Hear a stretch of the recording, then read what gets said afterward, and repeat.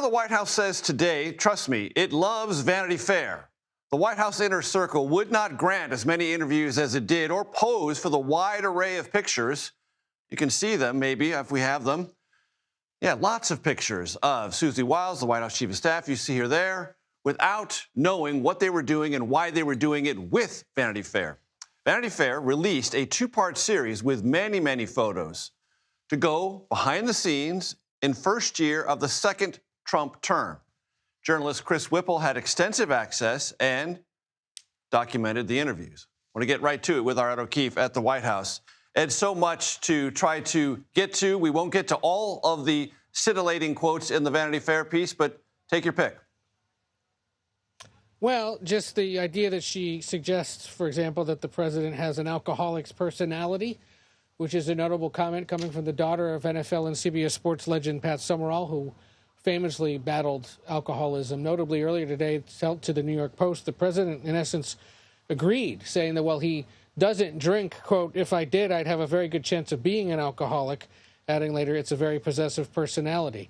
She makes clear that she had big disagreements with the president on several key policy points. On day one, for example, when he pardoned nearly 1,500 people convicted of January 6th insurrection-related crimes, she suggested to the president you should only pardon the nonviolent ones. But the president argued, no, even the violent ones were mistreated by the FBI, and so she eventually sort of got on board with that decision. She told the president that after about 90 days, he should give up this retribution focus of his presidency, let it go and move on. But of course, that's continued.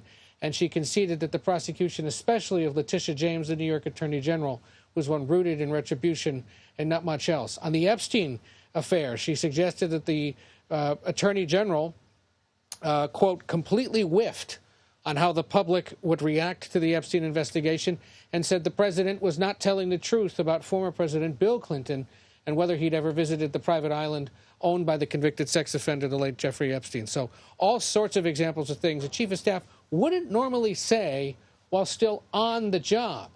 Differences of opinion, retelling key moments often comes later in a tell-all book or an interview after they've left the job or after their boss is no longer president. But to do it in real time and in essence provide play-by-play commentary about the year gone by, which she did apparently, according to Whipple, in 11 different interviews, is a departure from the norm, and why, especially early this morning, you saw so many key administration figures and the entire cabinet express its support for Wiles on social media, standing by her and you know, doing what this administration does well, arguing that what they said, while perhaps accurate, was taken out of context.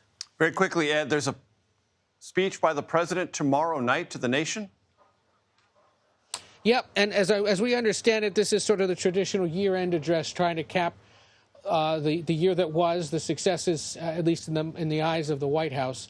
That's essentially all we know. 9 p.m. Eastern, right here on CBS News 24/7, no doubt, and elsewhere. But they've made the official ask for time, and so we are expecting him to talk about the various things, which, as these interviews in Vanity Fair lay out as well, the idea that in their view it's been a productive, successful year. Polling and the opinions of Americans may differ on that, but the president's certainly going to try right before Christmas and in the midst of Hanukkah to convince Americans otherwise.